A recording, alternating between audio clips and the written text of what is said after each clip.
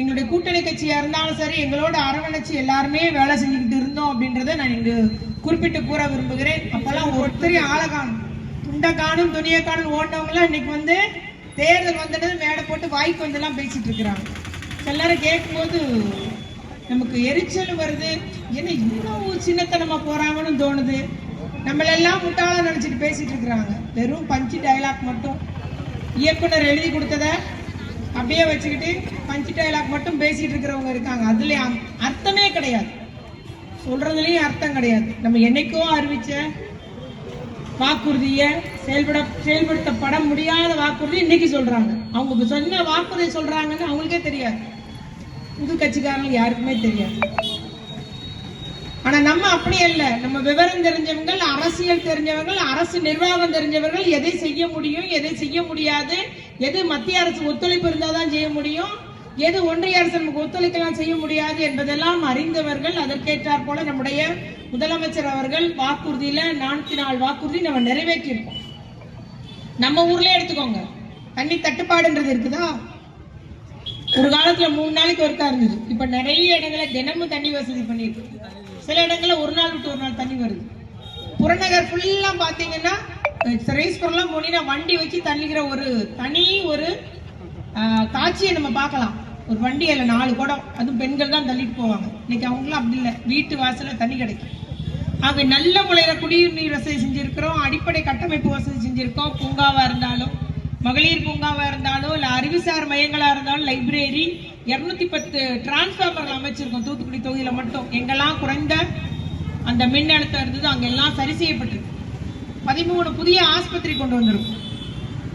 இவ்வாறு படிப்படியாக கட்டமைப்பு சாலை, பேவர் பிளாக் சாலைகள், மழைநீர் வடிகால், எப்போதும் சின்ன மழை வந்தாலும் பிரைனரா இருக்கட்டும், அம்பேத்கரா இருக்கட்டும், ரூல்கமாபுரமா இருக்கட்டும், எல்லாம் தண்ணியில மிதக்கும்.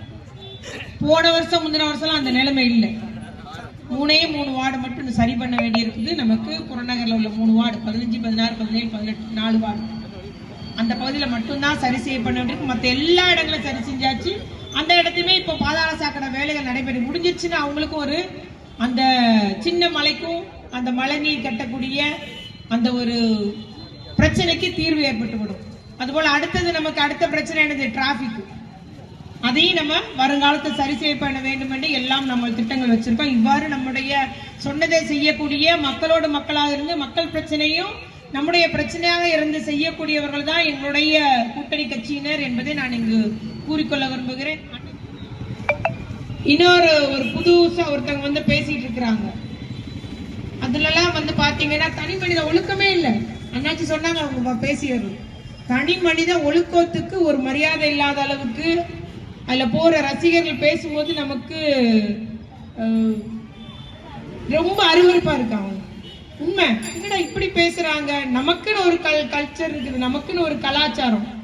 ஒருவனுக்கு ஒருத்தி திருமணம் முடிஞ்ச அந்த குடும்பத்தை நம்ம காப்பாத்து என்னெல்லாமா இருக்குது. ஆனா அங்க வர்றவங்க இப்படி பேசுறாங்கன்னா நாம் எதிர்கால தலைவர்களாகக்கூடிய அந்த இளைஞர்களை நல்வழிப்படுத்தக்கூடிய ஒரு தலைவன் இருக்கும். ஆனா அப்படி அல்லாமல் வெறுமன ஒரு கூட்டம் கூடட்டும் நமக்கு ஆரவாரம் பண்ணட்டுன்ற மாதிரி ஒரு வழி நடத்தல், நிச்சயமாக அவர்களை நாம் காப்பாற்றி ஆக வேண்டும். நிச்சயமாக அவர்களும் நம்மை புரிந்து கொள்வார்கள் என்று கூறிக்கொண்டு கலந்து கொண்டுள்ள அத்தனை பேருக்கு நன்றி. நம்முடைய கூட்டம் ஏற்பாடு செய்த வட்டக்கழகம் 39வது வட்டக்கழக நிர்வாகிகள் உள்ளிட்ட அத்தனை பேருக்கு நன்றி கூறிக்கொண்டு தொடர்ந்து நாம் களப்பணியாற்றுவோம், வெற்றி கனியை பறிப்போம், தமிழ்நாட்டை காத்திடுவோம் என்று கூறி முடிக்கிறேன். நன்றி, வணக்கம்.